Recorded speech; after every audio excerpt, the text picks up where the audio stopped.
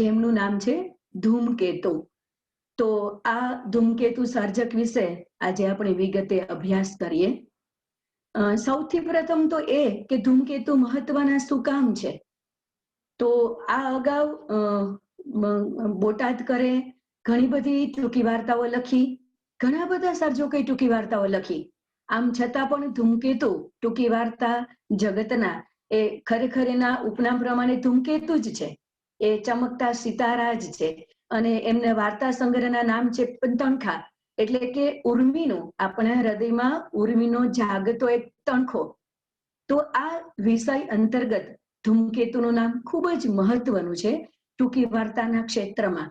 અને તમે અગાઉ જ્યારે કોમ્પિટિટિવ એક્ઝામ આપશો ત્યારે ધૂમકેતુ વિષયક ઘણા બધા પ્રશ્નો પૂછાય છે.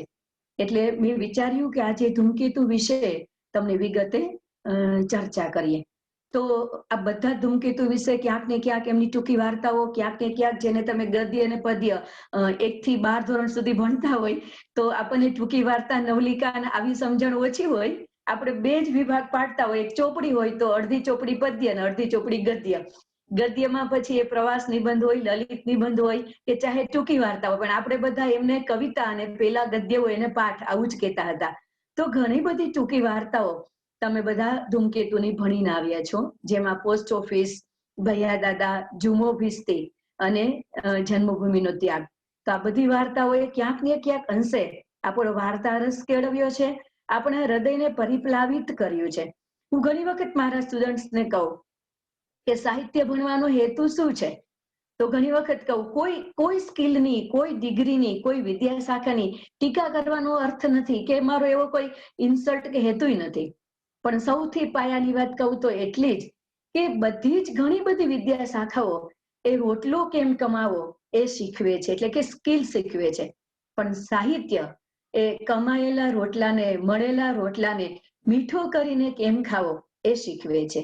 અને આ હૃદયને સંવેદનશીલ બનાવવાનું સૌથી મોટું કામ એ ધૂમકેતુએ એમની વાર્તાઓ દ્વારા આપણને કર્યું છે. એટલે સાહિત્ય આપણને લાગણી ભીના બનાવે છે અને સંવેદિત બનાવે છે, જેથી કરીને એક મનુષ્યથી બીજા મનુષ્ય સુધી પહોંચવાનો રસ્તો થોડો આસાન બની જાય.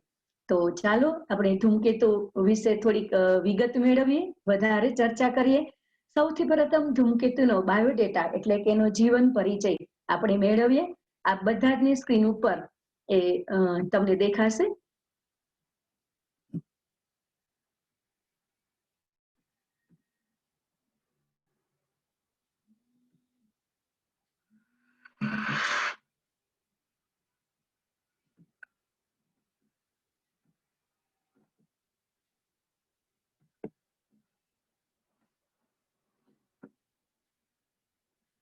ધૂમકેતુ આપ તસવીર ફોટામાં પણ જોઈ શકો છો અને નેટ ઉપર ઘણા બધા એમના બચપનના, એમના યુવાનીના અને એમની મોટી ઉંમરના વૃદ્ધાવસ્થાના ફોટા જોઈ શકો છો વિગતે.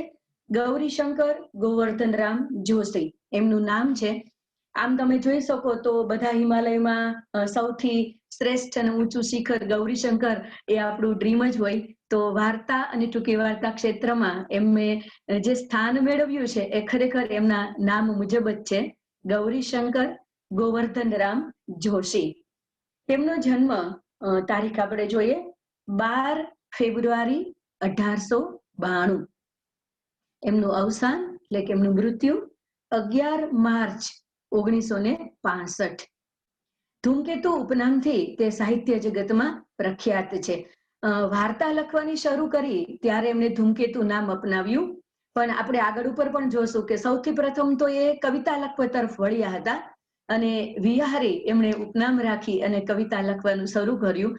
પણ પછી અકસ્માત કે આશ્ચર્ય એ વાતનું છે કે સાહિત્યના અનેક ક્ષેત્રોમાં તેમણે પોતાની કલમ ચલાવી, સિવાય કે એ કવિતા, પણ એમનું પ્રથમ કવિતાનું નામ હતું, ઉપનામ હતું, એ હતું વિહારી.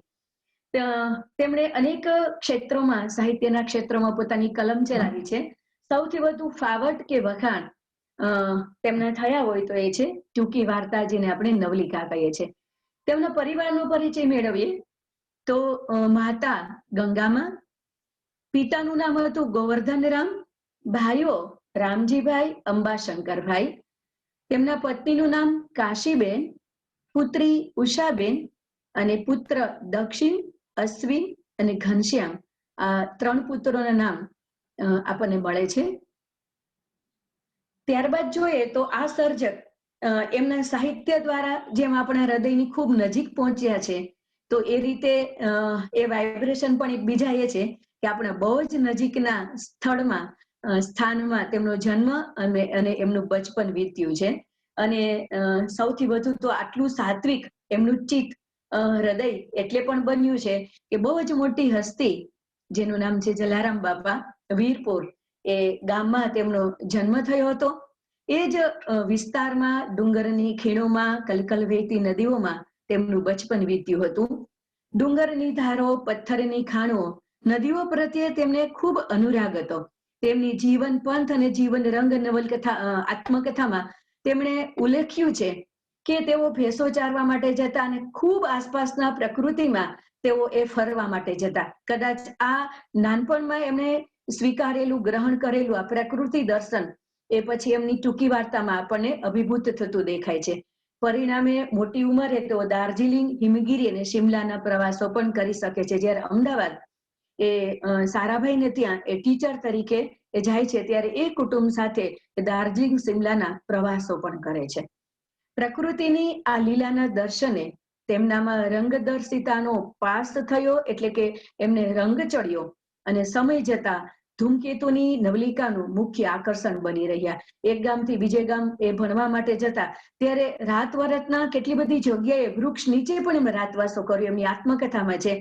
અને રજપૂતાણી વાર્તામાં આપણને એ બચપનના અનુભવો અને વર્ણનો આપણને જોવા મળે છે. વીરપુરમાં 7 ધોરણ સુધી અભ્યાસ કરી અંગ્રેજી 4થી ચોપડી કરવા માટે તેઓ બિલખા ગયા. અંગ્રેજી 5મી જેતપુરમાં અને અંગ્રેજી 6ઠ્ઠી ચોપડી પોરબંદરમાં કરી. ત્યાંથી જ તે 1914માં મેટ્રિકની પરીક્ષા પાસ કરે છે. આ રીતે જુદા જુદા પ્રાથમિક ધોરણના જુદા જુદા ગામમાં, જુદી જુદી સ્કૂલમાં એ ધૂમકેતુ સમય વિતાવે છે. અને ત્યારબાદ ઘણા બધા પ્રશ્નો થયા જ્યારે કોલેજમાં આવે છે અને ઘણા સમય પછી એ કોલેજની ડિગ્રી મેળવે છે. મુખ્ય વિષય સંસ્કૃત અને અંગ્રેજી વિષય સાથે તેમણે BA ની ડિગ્રી મેળવી જૂનાગઢની બાઉદીન કોલેજમાંથી. વ્યવસાયની વાત કરીએ તો શરૂઆતથી જ એ જેને આપણે કહી શકીએ સાવ સામાન્ય કે ગરીબ પરિસ્થિતિમાં ધૂમકેતુનું બચપન વીત્યું છે. ધૂમકેતુની આત્મકથા હું ભણાવતી ત્યારે હું સતત એ માર્ક કરતી, આજના વિદ્યાર્થીઓ માટે ખાસ આ વાત કહેવાની છે કે આટલું આટલું હોય આપણી પાસે તો જ આપણે ભણીએ, આટલું આટલું ના હોય તો કેવી રીતે ભણી શકીએ. અભાવમાંથી જ હંમેશા પ્રભાવ સર્જાય છે. ધૂમકેતુના જીવનમાં ખૂબ અભાવ હતો. આવા જ એક બીજા બહુ જ મોટા ગજાના વ્યક્તિ એટલે અબ્દુલ કલામ સાહેબ. કલામ સાહેબનું પણ આપણે આત્મકથા વાંચીએ અગનફંક ત્યારે આપણને ખબર પડે કે કેટલા બધા અભાવની વચ્ચે જીવતી વ્યક્તિ કેટલી પ્રભાવક બની શકે છે. જ્યારે તમે શૂન્યતામાંથી અમાપ વિરાટ તમારું વ્યક્તિત્વ બનાવો છો. એટલી બધી પરિસ્થિતિ સંઘર્ષમય હતી, નબળી હતી કે 4થું કે 5મું ભણતા ત્યારથી તો એમને નોકરી કરવાની એ જરૂરિયાત ઊભી થઈ ગઈ. તેની આત્મકથામાં એક જગ્યાએ જેતપુરમાં રહેતા હતા તો 3 રૂપિયાનો પગાર અને 2 રૂપિયા તો ઓરડીનું ભાડું. આપણને વિચાર આવે કે 1 રૂપિયામાં કેવી રીતે પૂરું થાય. અને આત્મકથામાં એક બીજો પ્રસંગ છે કે જ્યારે સંગ્રામસિંહજી હાઈસ્કૂલમાં ભણવા માટે જાય છે ત્યારે એ કપડાં લઈને જાય છે ને તો એના માટે એની પાસે થેલી પણ નથી. પોટલામાં ધોતી અને જબ્બો બાંધે છે, દોરીને લોટો ચાલીને આવે છે અને એ રીતે રાત્રે આવે છે. સ્કૂલ પૂરી થઈ જાય છે. પટાવાળા માંડ માંડ એન્ટ્રી આપે એને અને સ્કૂલની જાળી ખોલી અને રાતવાસો સ્કૂલના મેદાનમાં કરી લે છે. કેટલો બધો સંઘર્ષ કરવો પડે છે એ ભણવા માટે. તો જુદી જુદી નાનપણથી જ એ નોકરી કરતા હતા. ક્યારેક પ્યુપિલ ટીચર તો ક્યારેક, અને બહુ જ સરસ પાત્ર એના જીવનમાં પ્રવેશે જેનું નામ છે ખતીજા બીબી. એ સાહિત્ય રસ અને રુચિવાળા હતા. નૂર મોહમ્મદ ફકીર હતા. એમની પત્નીને એ ભણવાના છે. મુસ્લિમ પાત્ર છે. ધૂમકેતુને ઘડનારા પરિબળોમાં આ બહુ જ મહત્વનું એ પાત્ર છે. આપણા વ્યક્તિત્વમાં કેટલા બધા પાત્રો આપણા વ્યક્તિત્વને ઘડતા હોય છે. આપણને ખબર નથી. એક એક ઈંટ, એક એક વ્યક્તિનું વાત્સલ્ય અને કેર કરવાની ભાવના આપણા વ્યક્તિત્વને મહાન ઇમારત બનાવતી હોય છે. ધૂમકેતુના જીવનની સૌથી મોટી સદભાગ્યની વાત એ હતી કે સંઘર્ષમય પરિસ્થિતિ હતી. આમ છતાં એના જીવનમાં આવનારા શિક્ષકો હોય કે એમની સાથે જોડાયેલી કોઈ પણ વ્યક્તિ હોય, ધૂમકેતુને મહાન બનવામાં, એના વ્યક્તિત્વને ઘડવામાં ખૂબ મહત્વનું યોગદાન આપી રહ્યા છે. એવા એક વ્યક્તિ તે ખતીજા બીબી, વાત્સલ્યનો ભરપૂર દરિયો, મુસ્લિમ વ્યક્તિ હતી.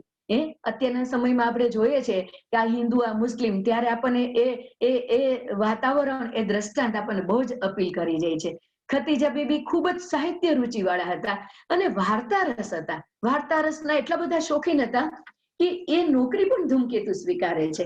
એ 4 કે 5 રૂપિયાની નોકરી એ ધૂમકેતુ એ ખતીજા બીબી પાસે કરવા માટે જાય છે. શું કરવાનું એમને? તો માત્ર ને માત્ર એ રામાયણ, મહાભારત કે કોઈ એવા મહાન ગ્રંથો હોય, પુરાણો હોય, 18 પુરાણ છે, ક્યાંક ને ક્યાંકથી એવી કથાઓ હોય, એ ખતીજા બીબી પાસે સંભળાવવાની. જો માણસની મજબૂરી છે, એ માણસની ક્યારે મહાનતા બની જાય છે, માણસને મહાન બનાવી નાખે છે. ખતીજા બીબી પાસે વાર્તાઓ સંભળાવતા હતા, એમાંથી એમને સાહિત્ય રુચિ વધી, વાંચન કેવી રીતે કરવું અને કયા કયા પ્રસંગને બહેલાવીને રજૂ કરવા, એમ કરીને એની રસરુચિ, એમની દ્રષ્ટિકોણ વિકસે છે. અને પછીથી એ કહેવાની કળા, ટૂંકી વાર્તા એ કહેવાની કળા છે. તો જ્યારે એ પ્રસંગો અન્ય કથા ન કરતા હતા, એમ કરતા કરતા ધૂમકેતુ છે એ વાર્તા કથનની કલા એ શીખે છે. અને ત્યારબાદ આપણે આગળ વધીએ તો ગોંડલમાં એમનો વ્યવસાય છે ટ્રાફિક સુપરવાઇઝર, અને એ 1920માં સ્વીકારે છે. અને 1920-21માં સંગ્રામસિંહ હાઈસ્કૂલ છે ગોંડલમાં, ત્યાં પણ એ પોતાનો વ્યવસાય કરતા હતા. ત્યારબાદ વ્યવસાય અર્થે રોજીરોટી માટે એ અમદાવાદ સ્થિર થાય છે. અને અમદાવાદમાં આપણને બહુ જ પ્રખ્યાત પરિવાર છે વિક્રમ સારાભાઈ. અંબાલાલ સારાભાઈને ત્યાં એ ખાનગી બાળકોને ભણાવવા માટે ખાનગી ટીચર તરીકે એ ધૂમકેતુ પોતાનો વ્યવસાય શરૂ કરે છે. અને ત્યારબાદ સર ચીનુભાઈ બેરોનેચને ત્યાં પણ ખાનગી શિક્ષક તરીકે તેઓ કામ કરવા માટે શરૂઆત કરે છે. આ બધા જ વાતાવરણનો, આ બધા જ વ્યક્તિઓનો ધૂમકેતુ ઉપર શું અસર પડે છે?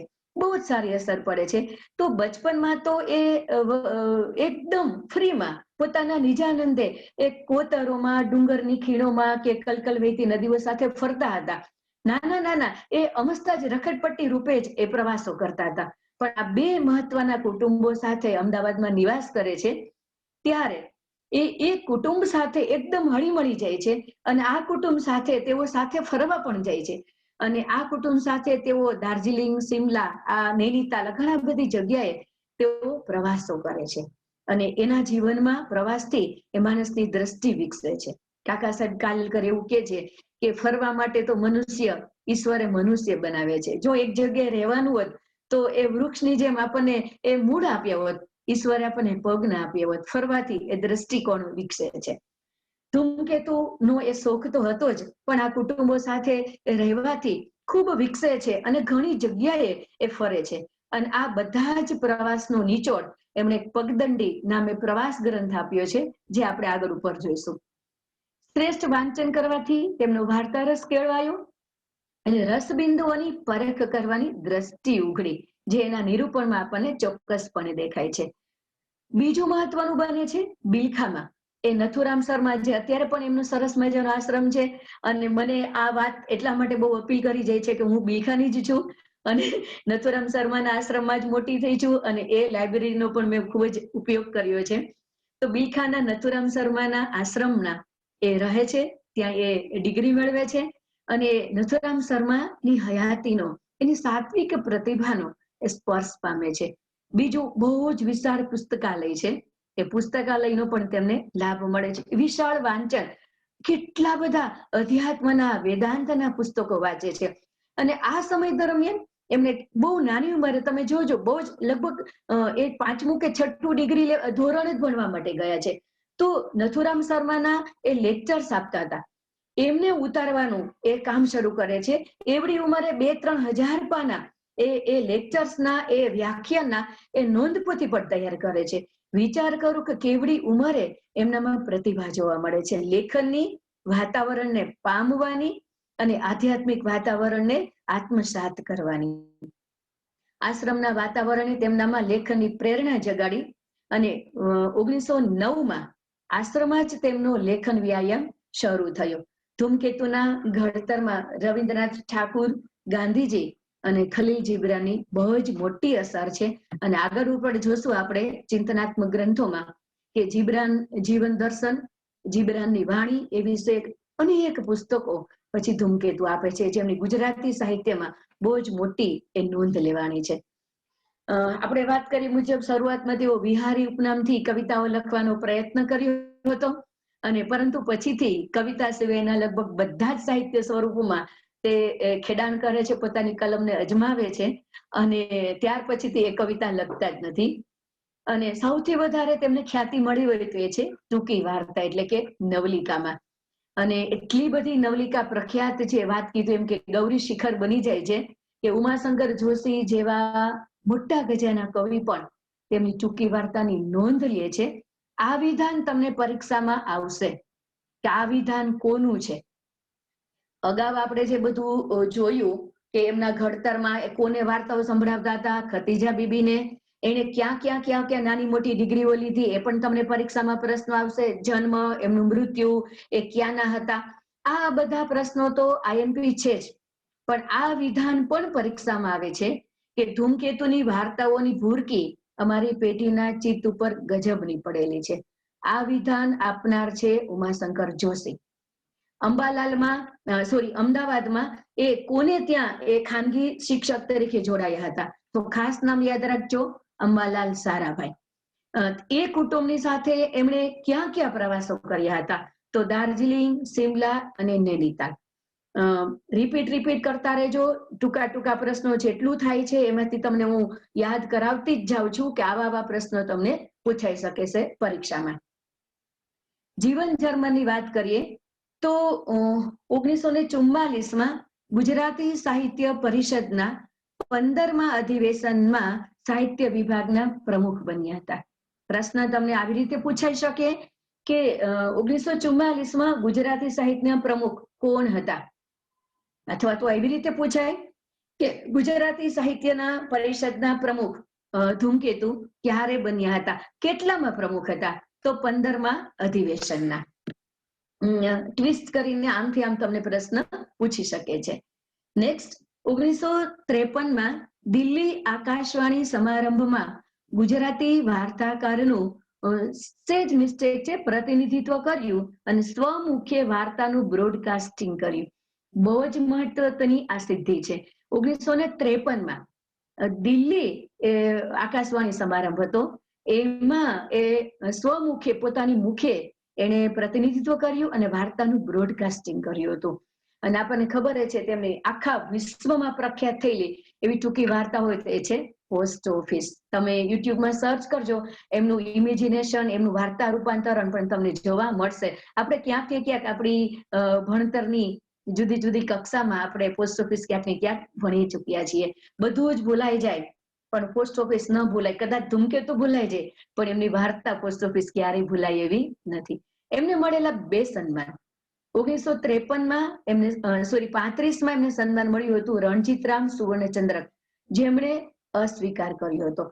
એમની આત્મકથા અને એના પ્રસંગોમાં કદાચ એવું વ્યક્તિત્વ નિપજે છે કે જેઓ તેઓ એકલવીર હતા, તો ઘણા બધા એ પ્રશ્નો અને એમણે અસ્વીકાર કર્યો.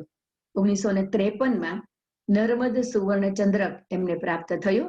2 સાલવારી આમથી તેમ યાદ રાખજો કે 1935માં ધૂમકેતુને કયો એવોર્ડ મળ્યો કે નર્મદ ક્યારે મળ્યો. સર્જન 2 પ્રકારનું એને ખેડાણ કર્યું છે સાહિત્યમાં. એક એમની નવલિકાઓ અને એક એમની નવલકથાઓ. બંને ક્ષેત્રોમાં ખૂબ જ મોટું એમનું પ્રદાન છે. ખાસ વાત તમને કહું તો ખાસ યાદ રાખજો કે 2 સુવર્ણયુગ હતા ધૂમકેતુએ એના વારસામાં. 2 સુવર્ણયુગ કયા હતા, તો કે ગુજરાતમાં સોલંકી યુગ ખૂબ જ સુવર્ણયુગ હતો, અને ભારતમાં ગુપ્ત યુગ, એમાં સમુદ્રગુપ્ત, ચંદ્રગુપ્ત મૌર્ય બધા. આ 2 સુવર્ણ યુગથી ધૂમકેતુ પ્રભાવિત હતા. અને ધૂમકેતુએ આ 2 યુગના, ગુજરાતમાં સોલંકી યુગ અને સમગ્ર ભારતમાં ગુપ્ત યુગ, આ 2ના પ્રતાપી પાત્રોને કેન્દ્રમાં રાખીને ધૂમકેતુએ નવલકથા અને નવલિકાઓ લખી છે. તો સૌથી પ્રથમ આપણે એમનો નવલિકા એટલે કે ટૂંકી વાર્તાનો સંગ્રહ જોઈએ. મિત્રો બરાબર યાદ રાખજો, શીર્ષક અને એની સામે એમની સાલવારી આપેલી છે.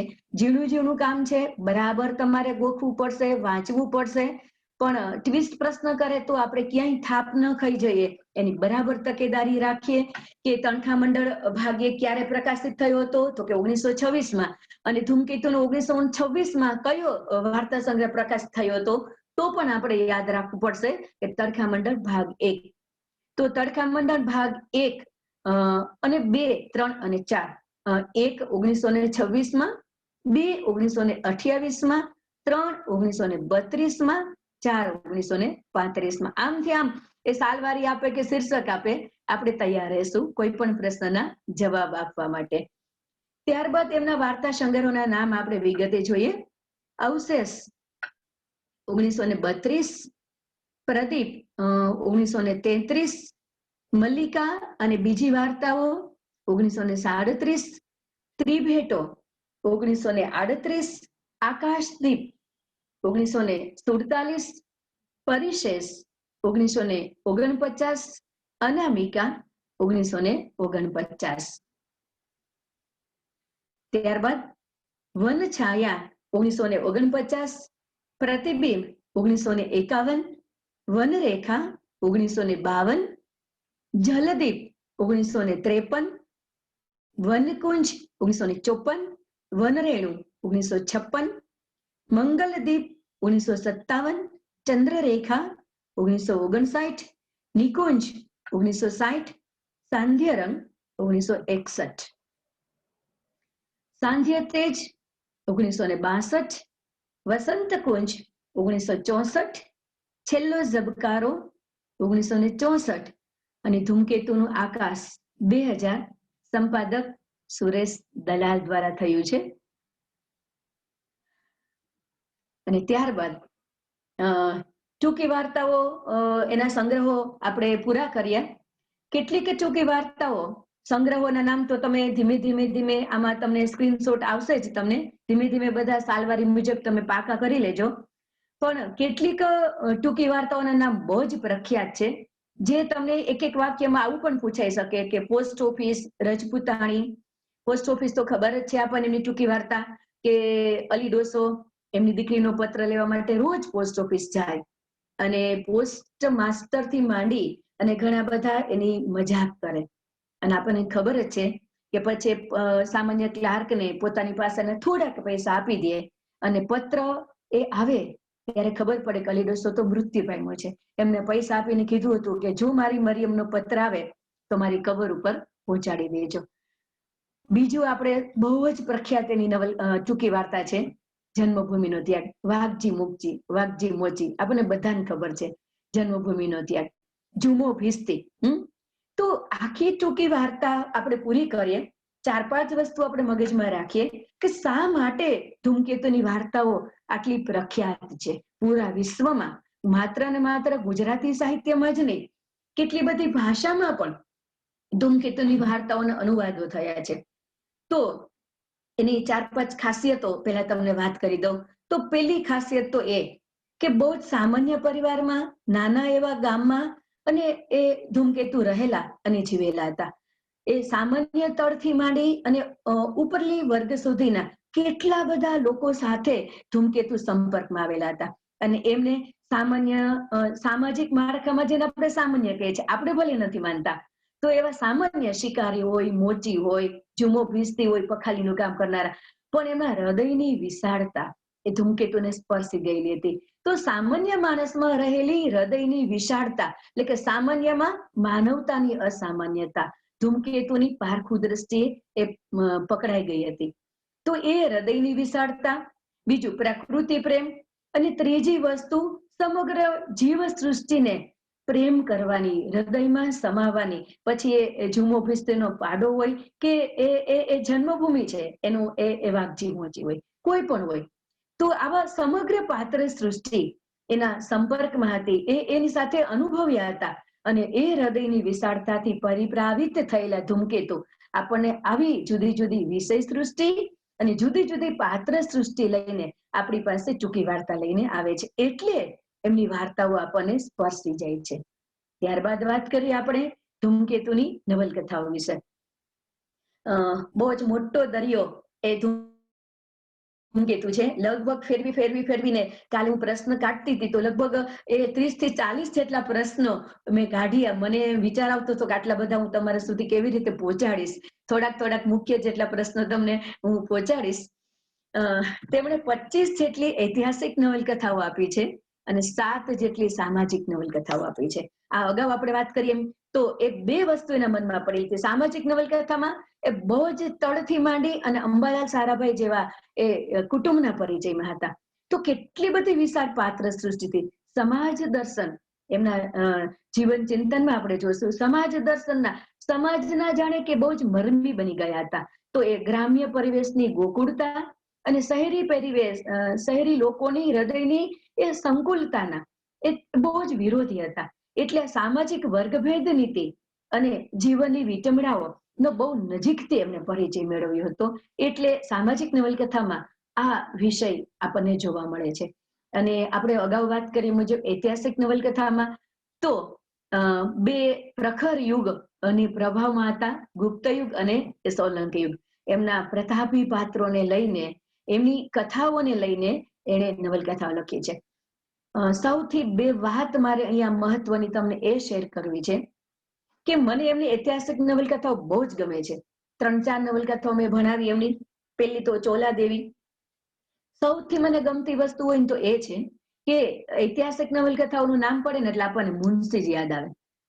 કે મુનશીની પ્રખ્યાત નવલકથાકાર હોય તો ઐતિહાસિકમાં તો મુનશી, એની તો કોઈ ન આવે. આપણે કોઈની ઉપર નીચે કે ટીકા કરવાનો કોઈ ઉપક્રમ નથી. હા, મુનશી એની રીતે ખૂબ જ લોકપ્રિય થયા. પણ ધૂમકેતુની સૌથી મોટી સિદ્ધિ અને ગમતી બાબત હોય તો એ છે કે મુનશી ઇતિહાસને એ વફાદાર રહ્યા છે. જેમ તથ્ય હોય, મુંજ હોય અને મૃણાલ હોય, તો એ ભીમદેવ હોય અને ચોલા હોય, તો એ જે પાત્રો છે, એના જે સંબંધો છે, જે ઘટનાઓ બની ગઈ છે, એ ઐતિહાસિક તથ્યને લોક મનોરંજનના ભોગે, લોકપ્રિય થવાના ભોગે એમણે એમની સાથે છૂટછાટ નથી લીધી. આ ધૂમકેતુની સૌથી મોટી સિદ્ધિ છે. એટલે એમની નવલકથામાં કલ્પના ચોક્કસ છે, પણ ઇતિહાસના તત્વ સાથે એ ખૂબ જ વફાદાર રહ્યા છે. તો સૌથી પ્રથમ આપણે એની સામાજિક નવલકથાઓ જોઈએ તો 7 એમની સામાજિક નવલકથાઓ મળે છે. પૃથ્વીસ 1923, રાજમુગટ. એમાં આમ ધ્યાન એવું રાખ્યું છે કે તમને આમ સાલવારી મુજબ જ બધું મળે, છતાંય ક્યાંક મિસ્ટેક હોય તો તમે ચેક કરી લેજો. પૃથ્વીસ 1923માં, અગાઉ વાત કરી મુજબ આમથી આમ પણ થઈ શકે કે 1923માં ધૂમકેતુની કઈ સામાજિક નવલકથા પ્રકાશિત થઈ અને પૃથ્વીસ ધૂમકેતુની કઈ સાલમાં પ્રકાશિત થઈ. આપણે આડાવડું આવી રીતે ગમે ત્યારે આપણે હવે તમે એટલા મેચ્યોર થઈ ગયા છો, આ સિસ્ટમથી ટેવાઈ ગયા છો કે હવે હું આવું ન બોલું તો તમે સમજી શકો છો કે કઈ રીતના પરીક્ષામાં પ્રશ્નો પૂછાઈ શકે ને આપણે કઈ રીતે આગળ તૈયારી કરવાની છે. તો પૃથ્વીસ 1923માં, રાજમુગટ 1924માં, રુદ્રશરણ 1937, અજિતા 1939, પરાજય 1939, જીવનના ખંડેર 1963 અને મંજિલ નહીં કિનારા 1964માં. આટલી નવલકથા એ ધૂમકેતુ પાસેથી આપણને મળે છે, સામાજિક નવલકથા. અને હવે ગુજરાતી સાહિત્યમાં જેમ એ ટૂંકી વાર્તા કે નવલિકા સંગ્રહથી પ્રખ્યાત છે, એટલા જ પ્રખ્યાત છે ધૂમકેતુ એની ઐતિહાસિક નવલકથાઓ માટે. એ બહુ જ પ્રતાપી પાત્રોને એ આલેખે છે. કેટલું બધું એમણે વાંચન કર્યું છે. આમ જુઓ તો આ ઐતિહાસિક નવલકથાઓ કઈ રીતે એમની પાસે આવે, એ પણ એક રિસર્ચ અને એની આત્મકથામાં છે ને એવો પણ પ્રશ્ન પૂછાય છે કે આટલા બધા ઐતિહાસિક પાત્રો કે ઐતિહાસિક પુસ્તકો કે લોકોને કે શા માટે કેવી રીતે આ મહેનતમાં આવ્યા. તો સૌથી મોટી વાત તો એ છે કે હેમચંદ્રાચાર્ય વિશે એમને ચરિત્ર ગ્રંથ લખવો હતો અને એ ચરિત્ર ગ્રંથ લખતા રિસર્ચ કરતા એ કેટલું બધું તપાસે છે, કેટલું બધું વાંચે છે. ધૂમકેતુની આ કેવડી મોટી ખૂબી છે કે એકદમ સાંભળેલું કે અધૂરી માહિતીથી લખી નાખવું એવું નહીં.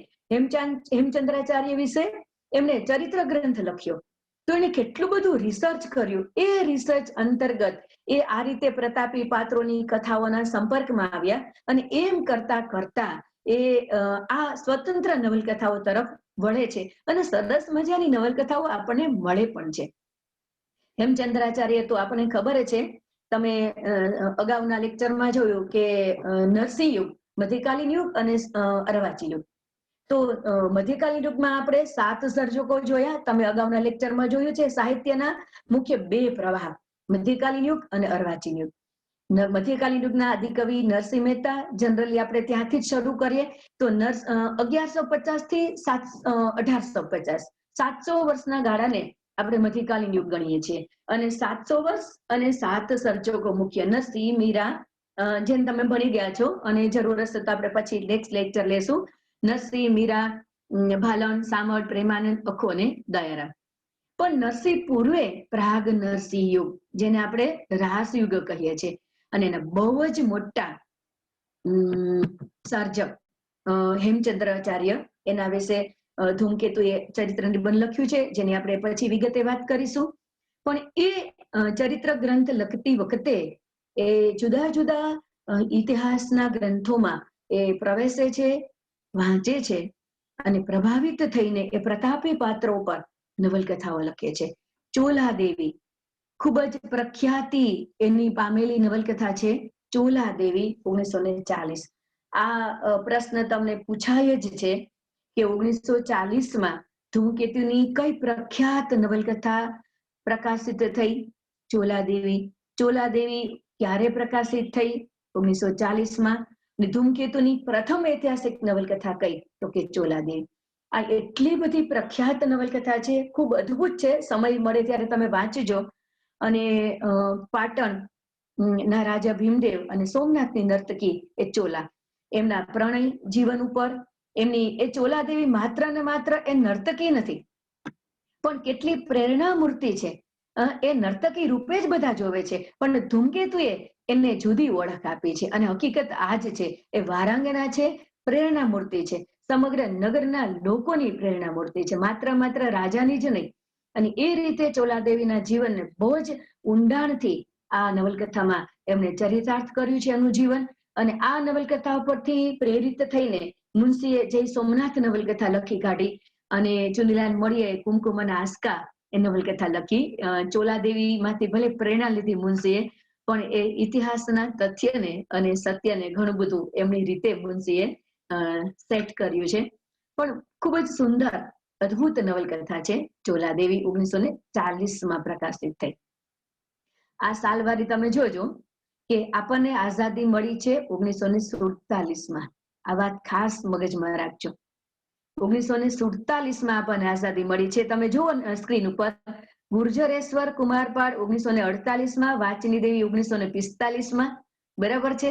આમ છતાં આ સમયગાળા દરમિયાન જીવતા, આ સમય દરમિયાન વાંચતા, વિચારતા, લખતા મુનશી એ ઇતિહાસને, ધર્મને, સમાજ ચિંતનને વધારે વેગવંતુ બનાવે છે.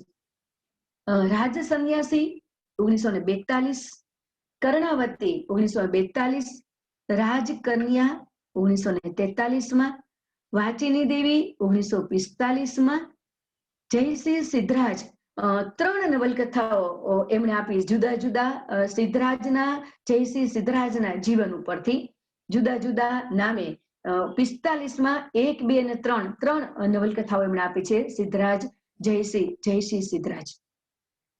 ગુર્જરેશ્વર કુમારપાળ 1948માં, રાજર્ષિ કુમારપાળ 1950માં, નાયિકા દેવી 1951, રાય કરણખેલો 1952 અને અજીત ભીમદેવ 1953. મિત્રો, આ બધા જ નવલકથાઓ છે એ આ બાજુ ટાઇટલ છે, આ બાજુ સાલવારી છે, થોડુંક ઝીણું કામ છે, પણ બહુ જ ધ્યાનથી એ આપણે આ પ્રમાણે કરવાનું જ છે. આમ્રપાલી 1954. જુઓ તમે આ વિષય વૈવિધ્ય જુઓ કે ઇતિહાસમાં પ્રવેશ લઈને કેટલું બધું વિષય વૈવિધ્ય આપણને જોવા મળે છે. આમ્રપાલી 1954માં, વૈશાલી 1954, મગધપતિ 1955, મહામત્ય ચાણક્ય 1955માં, ચંદ્રગુપ્ત મૌર્ય 1956માં, સમ્રાટ ચંદ્રગુપ્ત 1957, પ્રિયદર્શી અશોક બે 1 અને 2 એ બે ભાગમાં એમણે નવલકથાઓ આપી છે. 1958માં મગધ સેનાપતિ પુષ્યમિત્ર, 1959માં કુમારદેવી, 1960માં ગુર્જરપતિ મૂળરાજદેવ 1 અને 2 એ બે ભાગમાં નવલકથા બે ભાગમાં છે. અને 1961માં પરાધીન ગુજરાત, 1962માં ભારત સમ્રાટ ચંદ્રગુપ્ત.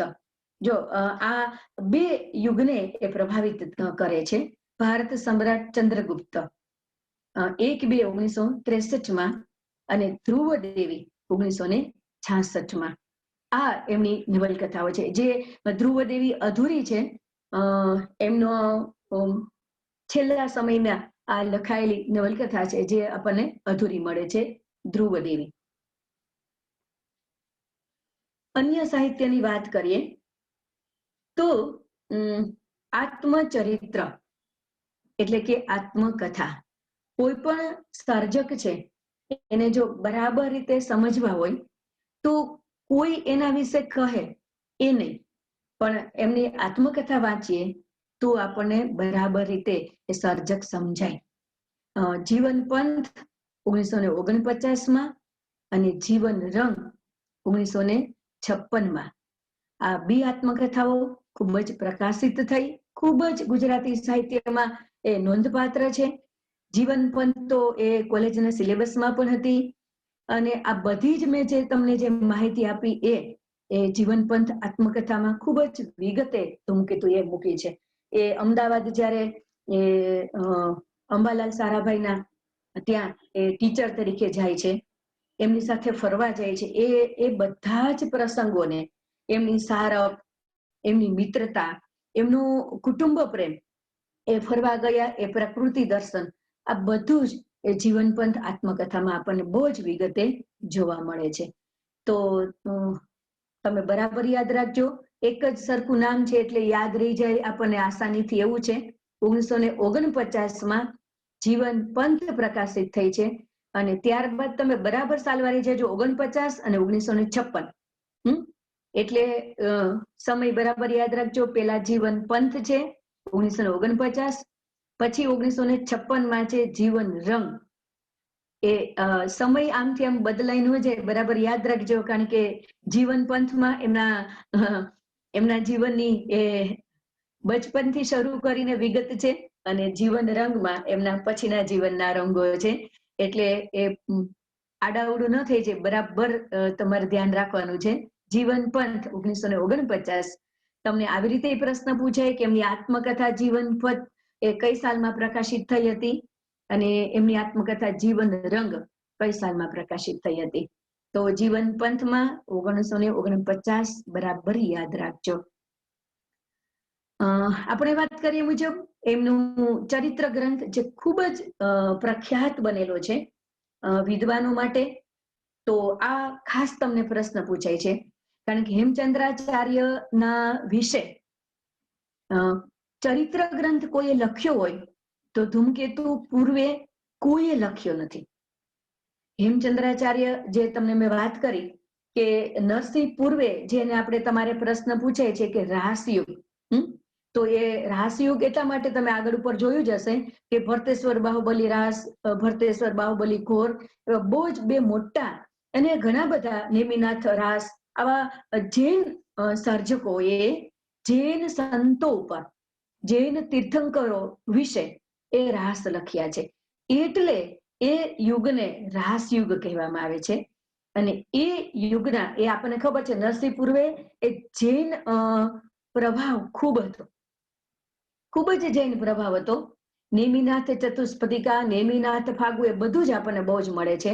અને એ બહુ જ મોટા મુનિ કહો, આચાર્ય કહો કે જૈનાચાર્ય કહો, જેનું નામ છે હેમચંદ્રાચાર્ય, જેમનો પ્રભાવ એ સમગ્ર કેટલાય વિસ્તારમાં, સમગ્ર ગુજરાતમાં તો ખૂબ જ એ હતો. આમ જુઓ તો તમે ગિરનારની ટૂંક ઉપર જૈન ડેરાઓ છે ત્યાં સુધી, આમ જાઓ તો સિદ્ધપુર પાટણ, આમ જાઓ તો એ ભાવનગર, અને પેલા આપણે જૈનના શેત્રુંજી પર્વત સુધી, ચારે બાજુ હેમચંદ્રાચાર્ય જૈન સંતોનો પ્રભાવ હતો. અને એમના બહુ જ મોટા આચાર્ય હતા, જેનો ખૂબ જ પ્રતાપી પાત્ર હતા, જેનું નામ છે હેમચંદ્રાચાર્ય. એ હેમચંદ્ર આચાર્ય એ સિદ્ધરાજ ના સમયના હતા અને એટલા મોટા વિદ્વાન હતા, ખૂબ મોટા વિદ્વાન હતા કે એમણે એ સમયે તો જો નરસિંહને આદિકવિ આપણે એટલા માટે કહીએ છીએ કે આપણી જે ગુજરાતી ભાષાનો જો તમે તબક્કો જુઓ તો અત્યારે હું અને તમે જે બોલીએ છીએ સમજીએ છીએ એ તો આપણે કઈ આપણા પ્રારંભથી કે આપણા પૂર્વજોના એ આગમનથી આપણે કે આ રીતે આપણે ગુજરાતી ભાષા બોલતા નથી કે સમજતા નથી. એ ગુજરાત એ હતું જ નહીં.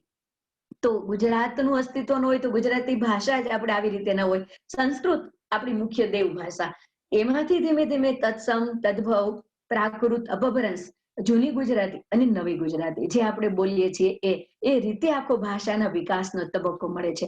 તો હેમચંદ્રાચાર્યના સમયમાં નરસિંહને આદિકવિ એટલા માટે કે નરસિંહે જૂની ગુજરાતીમાં લખ્યું છે એટલે તો પાઠભેદ મળે છે. કેટલા બધા પાઠભેદ મળે છે આપણને કે વૈષ્ણવજન તો તેને રે કહે, તો બીજા એમ બોલશે વૈષ્ણવજન તો એને રે કહે, તો એને રે કે તેને રે, આ બધા આપણને મળતા પાઠભેદો છે.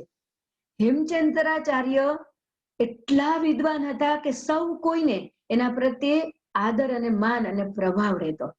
એ સમયની પ્રાકૃત અને અપભ્રંશ ભાષા હતી અને સિદ્ધ હેમ શબ્દાનુશાસન. તમને આ પ્રશ્ન ખાસ પૂછાય છે કે સિદ્ધેમ શબ્દાનુશાસનના રચયિતા કોણ છે? તો હેમચંદ્રાચાર્ય. સિદ્ધેમના દોહરાઓ પણ એ ખૂબ જ મોટા મોટા પ્રખ્યાત થયેલા એમના ગ્રંથોમાં સમાવિષ્ટ થયેલા છે. હેમચંદ્રાચાર્યની સમાવિષ્ટ સિદ્ધેમના શબ્દાનુશાસન છે એમાં એટલું બધું વ્યાકરણનો પરિચય આપ્યો છે કે આપણને આ હેમચંદ્રાચાર્યની વાત કરું તો આપણને વિચાર આવે કે આટલું બધું ધૂમકેતુએ કેમ મહત્વ આપ્યું હશે. એના વિશે વર્ષો સુધી એ રિસર્ચ કર્યું અને ચરિત્ર ગ્રંથ લખ્યો. તો એવું કહી શકાય કે એ આપણી ગંગોત્રી છે સાહિત્યની, એવું કહી શકાય. પ્રાકૃત અને અપભ્રંશ ભાષામાંથી અને વ્યાકરણ, જેને આપણે ગ્રામર કહીએ, વ્યાકરણ, એ બધું તો એ આપણા સંસ્કૃતાચાર્યો માંથી એ ઉતરી આવેલું છે, જેને આપણે અલંકાર, છંદ, ભામહ, મમટ બધાના નામો લઈએ છીએ. તો હેમચંદ્રાચાર્ય એ સમયે વ્યાકરણની સમજૂતી અને વ્યાકરણની દોહરાઓ એ સિદ્ધેમ શબ્દાનુશાસનમાં લખ્યા છે. પ્રાકૃત અને અપભ્રંશ ભાષા હતી. એ અત્યારે હું તમને ઉદાહરણ આપું તો કદાચ તમને એ રમૂજ લાગે કે સમજાય છે કે કેમ. એક નાનકડું ઉદાહરણ આપું. પણ એ ઉદાહરણમાં પણ એ સમયની ભાષાની તાસીર જોવા મળે છે અને સાથોસાથ માનવ મૂલ્યો. આપણે કેટલા બધા માનવ મૂલ્યોનો હાસ થતો જાય છે આ સમયમાં. ત્યારે આપણને એમ લાગે કે સ્ત્રી ચરિત્ર હોય કે પુરુષ ચરિત્ર હોય, એ માનવ મૂલ્યોથી કેટલા ધબકતા હતા. અને એક જ શબ્દમાં, એક જ દ્રશ્યમાં, એક જ લીટીમાં એક સાથે એ હૃદયની કેટલી બધી ભાવનાઓને એ સમય હેમચંદ્રાચાર્ય ચરિતાર્થ કરી શક્યા છે. એક ઉદાહરણ આપું. વાયસુ ઉડાવંતી અયે પીયુ દીઠવું સહસંતી, વાયસુ ઉડાવંતી અયે પીયુ દીઠવું સહસંતી, અદ્ધા વલયા ભૂમિ ગયા અધ તડત ફૂટંતી. એ પ્રાકૃત અને અપભ્રંશ ભાષા છે. વાયસુ એટલે કાગડો. ધીમે ધીમે ધીમે બધા ઉદાહરણ અર્થઘટન નથી કરતી, ઘણો બધો ટાઈમ જાય. વાયસુ ઉડાવંતી, કાગડાને. એ સમય એવો હતો કે વિદેશ જાય પીયુ પતિ, વિદેશ એટલે એ આફ્રિકા કે લંડન કે અમેરિકા નહીં, પણ ગુજરાત એક પ્રદેશમાંથી બીજા પ્રદેશમાં ઘોડા ખરીદવાના બાને કે ચાકરીના બાને જતા તો એવું જ લાગતા કે વિદેશ ગયા છે. તો એ પત્ની એ દુબળી થઈ ગઈ છે, તો એ પિયુને કાગડાને બોલતા જોઈ ઉડાડવા જાય છે. એ સમય અને સંદર્ભને એ પ્રાકૃત અને અપભ્રંશ ભાષામાં એ કવિએ લીધું છે. એક બહુ જ સરસ બીજો દોહરો છે કે ભલા હુઆ જો મારિયા બહેણી મારા કંથ, ભલા હુઆ જો મારિયા બહેણી મારા કંથ, જા બપકી ભૂમહી અવર આવી ચંપે. એક સ્ત્રી એની સખીને, એની બેનપણીને, એની ફ્રેન્ડને કહે છે કે મારો પતિ ભલે મરી ગયો. આશ્ચર્ય આપણને લાગે, પણ આપણે કીધું ને હમણાં કે સ્ત્રી જીવનની મહાનતા, સ્ત્રીનું કર્તવ્ય અને કેટલી ઊંચાઈએ પહોંચેલી સ્ત્રીઓ હતી કે આપણને ખબર છે એ સમયે વિધર્મીઓના આક્રમણ થતા, મોગલો, ડચ, હુન, વલંદાઓ, કેટલા બધા વિધર્મીઓના આક્રમણ થતા હતા. એ સમયે આક્રમણકારીઓ જ્યારે આપણી જમીનને, આપણા દેશને લૂંટીને જાય અને પતિ જો ઘરમાં પુરાઈ રહેતો હોય તો એ પતિ જીવતો હોય કે મરેલો શું કામનો, આ ખુમારીનું ચિત્રણ એ હેમચંદ્રાચાર્યએ કર્યું છે. તો એમના વિશે એ ઘણું બધું રિસર્ચ કરી અને ધૂમકેતુએ હેમચંદ્રાચાર્ય ગ્રંથ લખ્યો. જે ગુજરાતી સાહિત્યમાં માઇલસ્ટોન કહી શકાય, ખૂબ જ મહત્વનો આ ગ્રંથ છે. એમનું આ બહુ મોટું કામ છે. એના વિશે ખાસ તમને પ્રશ્ન પૂછાશે કે સૌથી પ્રથમ હેમચંદ્રાચાર્ય વિશેનો ચરિત્ર ગ્રંથ ગુજરાતી સાહિત્યમાં કોણે લખ્યો? અને એ સાલવારી છે 1939માં. પછી જીબ્રાનની જીવન વાટિકા. જીબ્રાનથી જેમ આપણે કીધું કે ટાગોર, ગાંધીજી, પછી આપણે 2-3 નામ લીધા, બધા જ મહાન, નથુરામ શર્મા, આ વ્યક્તિત્વથી એ પ્રભાવિત હતા અને એમનું વ્યક્તિત્વ ઘડાયું છે. જીબ્રાન વિશે પણ ખૂબ એમણે વાંચ્યું, ચિંતન કર્યું અને એમની વાણીથી, એમના વિચારથી પણ એ ધૂમકેતુ ખૂબ જ પ્રભાવિત છે. અને જીબ્રાનની જીવન વાટિકા નામે એનો ખૂબ જ શ્રેષ્ઠ કહી શકાય એવો ગ્રંથ મળે છે 1957માં. જીવન વાટિકા, બરાબર નામ યાદ રાખજો. જીબ્રાન વિશે પછી એમનું જીવન ચિંતન પણ નીચે મળે છે. ત્યાં તમારું થોડુંક મિસઅન્ડરસ્ટેન્ડિંગ ન થાય, ધ્યાન રાખજો. ચરિત્ર લખો, ચરિત્ર આવે જીબ્રાનનું જીવન ચરિત્ર. કયા નામે પ્રખ્યાત છે? તો જીબ્રાનની જીવન વાટિકા યાદ રાખજો. પછીના 3 ગ્રંથો બીજે આવે જ છે ચિંતનના, પણ આ શીર્ષક બરાબર યાદ રાખજો, જીબ્રાનની જીવન વાટિકા 1957માં. આ એમને ચરિત્ર નિબંધમાં તમે લઈ શકો છો. ઓકે, નેક્સ્ટ આપણે જોઈએ ધૂમકેતુના નાટકો. નાટક ઉપર પણ એમને પોતાની કલમ અજમાવી છે. આપણે અગાઉ વાત કરી હતી એ મુજબ કે સૌથી પ્રથમ વિહાર નામે કવિતાઓ લખવાની શરૂઆત કરે છે, પણ પછીથી કવિતા છોડી દે છે અને સાહિત્યના અનેક ક્ષેત્રોમાં એ પોતાનો હાથ અજમાવે છે. એટલું જ નહીં, ખૂબ સફળ પણ થાય છે. નાટકોની વાત કરીએ, ઠંડી ક્રૂરતા અને બીજા નાટકો 1942માં, અને એકલવ્ય અને બીજા નાટકો. તમે જોઈ શકો છો કે 42, 47, 45, 49 આ સાલો એ કેટલા બધા પુસ્તકોમાં રિપીટ થાય છે. તો વિચારો તમે કે એના જીવનની વિટંબણા, એની આજીવિકાનો સંઘર્ષ, સાથોસાથ એક સાથે કેટલા સ્વરૂપોમાં એ વિચારે છે અને કેટલી જુદી જુદી સ્વરૂપ. પાછું તમે જોજો કે વિષય ક્યાંય કથળતો નથી અને રચના રીતિ એટલે કે સ્ટ્રક્ચર સ્વરૂપનું ક્યાંય લૂઝ નથી થતું. નિબંધ હોય તો નિબંધ જ બરાબર પકડાય છે, નાટક હોય તો નાટ્ય સ્વરૂપ બરાબર પકડાય છે, નવલકથા હોય તો નવલકથાનું સ્વરૂપ ચુસ્ત રીતે ધૂમકેતુ પકડી શકે છે. તો આ એની ધૂમકેતુના સાહિત્યની ખૂબ જ મોટી સિદ્ધિ એ કહી શકાય. ઠંડી ક્રૂરતા અને બીજા નાટકો, એકલવ્ય અને બીજા નાટકો, આ 2 નાટ્ય સંગ્રહ છે. 2 જ નાટક સંગ્રહ આપ્યા છે એટલે યાદ રહી જાય એવા છે. ઠંડી ક્રૂરતા 1942, એકલવ્ય અને બીજા નાટકો. ઓકે, નેક્સ્ટ જોઈએ નિબંધ. જીવન ચક્ર અને વાર્તા. જીવન ચક્ર એમનો નિબંધ સંગ્રહ પ્રકાશિત થાય છે 1939માં. પાન ગોષ્ઠી 1900. જો અત્યારે જ મેં વાત કરી, તમને કહું કે 1942માં ઠંડી ક્રૂરતા અને બીજા નાટકો પ્રકાશિત થાય છે અને પાન ગોષ્ઠી 1942માં પ્રકાશિત થાય છે. એક બાજુથી એ નાટક લખે છે, એ જ સમયે પ્રકાશિત થાય છે 42માં, અને પાન ગોષ્ઠી પણ 1942માં. બહુ જ જુદા જુદા વિષયો.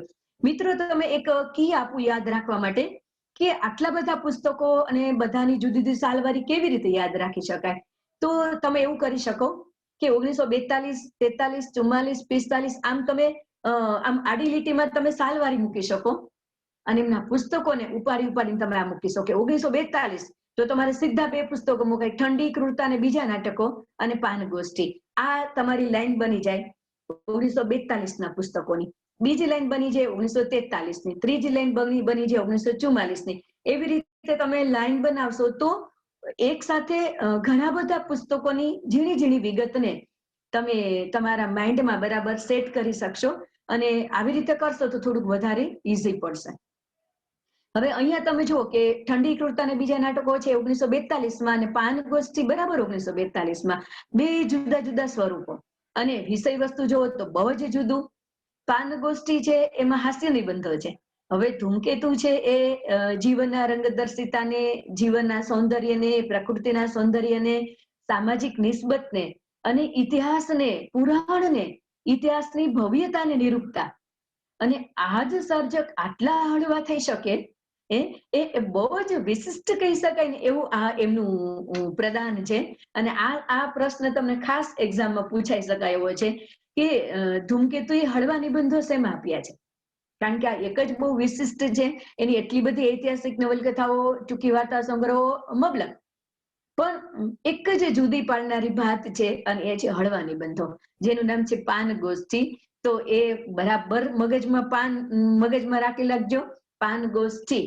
તો 1942માં તેમનો એકદમ હળવા મૂડના આપણને હાસ્ય નિબંધો જોવા મળે છે.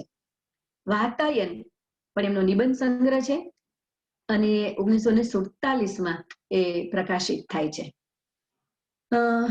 નેક્સ્ટ જોઈએ તો પગદંડી નામે એમનો એક પ્રવાસ ગ્રંથ પ્રાપ્ત થાય છે અને એ પ્રાપ્ત થાય છે આપણને 1940માં. તમે જોજો, હું પીએચડી કરતી હતી ત્યારે એ પગદંડી મેં ઘણું બધું શોધ્યું ત્યારે મને મળી હતી એ પુસ્તક પગદંડી, જેમાં સૌથી વધુ ખૂબી વાળું જો કોઈ પુસ્તક હોય ને તો એ પગદંડી, એટલા માટે કે બચપનથી એ ડુંગરો, નદીઓ, ખેતરો એમાં એ નિજાનંદે ફરતા હતા. તો એ એમનું ભ્રમણ વૃત્ત છે, એ નિરીક્ષણ શક્તિ છે, અથવા તો એવું કહી શકીએ કે પ્રકૃતિ સાથેનું એનું તાદાત્મ્ય છે એટલું બધું જીવંત રહ્યું હતું કે જ્યારે અમદાવાદ અંબાલાલ સારાભાઈ ના પરિવારને ત્યાં રહેવા માટે જાય છે એમના ટીચર બનીને, અને એ એમના બાળકોના અને પરિવાર સાથે એ નૈનીતાલના કે શિમલાના કે દાર્જિલિંગના પ્રવાસે જાય છે, ત્યારે જાણે કે એનું પ્રકૃતિ પ્રેમ જે ધરબાયેલો હતો, સંઘર્ષમય પરિસ્થિતિના કારણે એ નહોતા કરી શક્યા, એમનો આ ફરવાના શોખને એ પૂર્તિ નહોતા કરી શક્યા, એ ફરવા નહોતા જઈ શક્યા. તો તેમ કહી શકે કે આ વિચમણામાં આજીવિકાની એ રોજીરોટીની શોધમાં, અથવા તો કઈ રીતે હું રોજીરોટી કમાઈ શકું, એ સંઘર્ષમાં એ ફરવા નહોતા જઈ શક્યા. એ વસ્તુ એમને કુદરત આપે છે. એ અંબાલાલ સારાભાઈના પરિવારમાં એ જોઈન્ટ થાય છે ત્યારે, અને એ નૈનીતાલ, શિમલા એ બધે જાય છે ત્યારે એમનો મૂળભૂત પ્રકૃતિ પ્રેમ જાગી ઉઠે છે. ખૂબ જ પ્રેમથી, આત્મીયતાથી એ સ્થળને એ સાક્ષાત કરે છે, એમ કહી શકાય કે આત્મસાત કરે છે, એકરૂપ બને છે. અને એ બધા જ ખાસ કરીને નૈનીતાલના અદ્ભુત સૌંદર્યો, એ સ્થળ વર્ણનો એમણે પગદંડીમાં આપ્યા છે. આ પગદંડીના પ્રવાસ વર્ણનો વાંચીએ ને ત્યારે એમ કહી શકાય કે આ બધા જ ધૂમકેતુના જાણે કે એ સ્વતંત્ર નિબંધો બની શકે એવું ઉત્તમ એમનું ગદ્ય જોવા મળે છે. તો બહુ જ તમે કહી શકો કે પ્રવાસના રમણીય ગદ્યનો અનુભવ ધૂમકેતુનું કયો ગ્રંથ કરાવે છે, તો તમે ચોક્કસ લખી શકો અને યાદ રાખીને લખજો પગદંડી. આટલું તમારે એને કી યાદ રાખવાનું કે પગદંડી એટલે પગની પેલી પગદંડી બનેલી હોય ને, પગ કેડી, તો બરાબર યાદ રહી છે કે પગ કેડી બનાવી હોય, ગામડામાં એ જંગલ હોય એમાં પગ કેડી બનાવી હોય, તો કેડી આપણે હાલ્યા જઈએ, ચાલતા જઈએ. તો એ પગદંડી, તો એ પગદંડી કરીએ તો શું થાય? પ્રવાસ. તો પ્રવાસ, પગદંડી આવી રીતે થોડીક મગજમાં કી પકડતા જઈએ તો થોડું વધારે આસાનીથી આપણે શીખી શકીશું. અને ત્યારબાદ ધૂમકેતુનું ખૂબ જ મહત્વનું એક કામ આપણને મળે છે, એ છે ભાષાંતર ધૂમકેતુનું, અને એ છે ગીતાંજલિ. ટાગોરથી ખૂબ જ પ્રભાવિત હતા. ટાગોર વાણી અને ટાગોર દર્શન એ ધૂમકેતુના જીવનને પ્રભાવક કરનાર ખૂબ જ મહત્વનું પરિબળ કહી શકાય. જીબ્રાન અને ટાગોર આ ધૂમકેતુના જીવનને ભવ્યતા અને દિવ્યતા બક્ષે છે. તો ટાગોરથી પ્રભાવિત થયેલા ધૂમકેતુ એમનું ગીતાંજલિનો એ સરસ મજાનો અનુવાદ કરે છે, અને એ અનુવાદ નું નામ છે ગીતાંજલિ, અને પ્રકાશિત થાય છે 1957માં. ગીતાંજલિ નો તમને પ્રશ્નો જૂના પેપરમાં તમે જોજો, ઘણી બધી વખત પૂછાઈ ગયા છે ધૂમકેતુ વિષયક, કે ધૂમકેતુએ કયા પુસ્તકનો અનુવાદ કર્યો છે. ધૂમકેતુએ ટાગોરના કયા પુસ્તકનો અનુવાદ કર્યો છે, ધૂમકેતુના અનુવાદ પુસ્તકનું નામ શું છે. 2 પુસ્તકો એના રેર અથવા તો ખૂબ મહત્વના ગણાય એવા છે. એક તમને પ્રશ્નમાં આવે છે હેમચંદ્રાચાર્યનો કે ધૂમકેતુનું ખૂબ જ પ્રખ્યાત એવો ચરિત્ર ગ્રંથ કયો છે, તો હેમચંદ્રાચાર્ય. અને ધૂમકેતુનું ભાષાંતર થયેલો એક ગ્રંથ કયો છે, તો એ છે ગીતાંજલિ.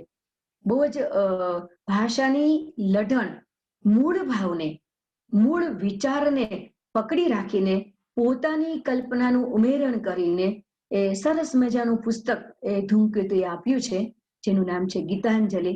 1957માં, બરાબર યાદ રાખજો, 1957માં જીબ્રાનની જીવન વાટિકા તમે જુઓ તમારી સ્ક્રીન ઉપર, ચરિત્રમાં હેમચંદ્રાચાર્ય, એ જ લાઈનમાં તમે આગળ જુઓ જીબ્રાનની જીવન વાટિકા પ્રકાશિત થાય છે 1957માં, અને ગીતાંજલિ પણ પ્રકાશિત થાય છે 1957માં.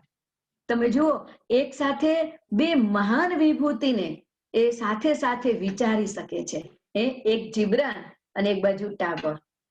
એ કેટલું બધું એ પોતાનું જીવન એ ડિવાઈડ કરી શકતા હશે, પોતાની વિચારધારાને ધૂમકેતુ કેટલા માઇન્ડસેટ કરી શકતા હશે. એકદમ પ્રભાવક વિચારધારા એટલે જીબ્રાન, અને બીજી બાજુથી એક જુદી જ ભાત પાડતારા એક પ્રભાવક વ્યક્તિત્વ એટલે એ ગીતાંજલિની વિચારધારા.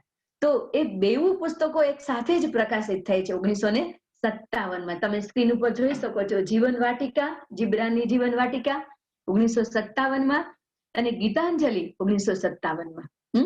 તો એટલે એ ધૂમકેતુના પુસ્તકો ખાલી એ પસાર થવા પૂરતા નથી કે આપણે પરીક્ષામાં 1-2 માર્કમાં પૂછાઈ ગયા, આપણને આવડ્યા અને આપણે લખી નાખ્યું ને ખુશ થઈએ એ નહીં. ધૂમકેતુ જેટલા એ બીજા સર્જકોના પ્રભાવિત થયા છે, એટલા જ ધૂમકેતુ પ્રભાવક બની શક્યા છે. કોના માટે? આપણા જીવન માટે. તો એ ખૂબી એ ધૂમકેતુની આપણને જોવા મળે છે કે એક સાથે 2 નવલકથા પ્રકાશિત થતી હોય ને તોય આપણને નવી લાગે છે કે એક સાથે 2 નવલકથાઓ પ્રકાશિત કરી શક્યા. એવું તો ગુણવંતરા આચાર્યમાં ઘણી બધી વખત આપણને જોવા મળે છે. ધૂમકેતુમાંય જોવા મળ્યું, બક્ષી સાહેબમાંય જોવા મળે છે, અનેક સર્જકોમાં. પણ 2 મોટી ફિલોસોફી હોય, એ ફિલોસોફીને વિચારવી અને એક સાથે પ્રકાશિત પુસ્તકો કર્યા, એ બહુ જ ખૂબીની વાત છે. બરાબર યાદ રાખજો તમે, જીબ્રાનની જીવન, મેં તમને કીધું ને કે તબક્કા સાલવારી પાડો, તો 1957 તમે લખો એટલે એ પુસ્તકોનું નામ નીચે લિસ્ટ તમે કરતા જાઓ કે 1957, તો તમે મૂકી શકો જીબ્રાનની જીવન વાટિકા અને તમે મૂકી શકો ગીતાંજલિ. 57ની પહેલા તમે આ બધું મૂકી શકો જીવન રંગ 1956માં.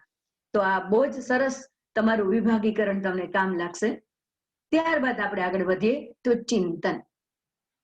ધૂમકેતુ એ સામાજિક ચિંતન ના ગ્રંથો પણ આપે છે.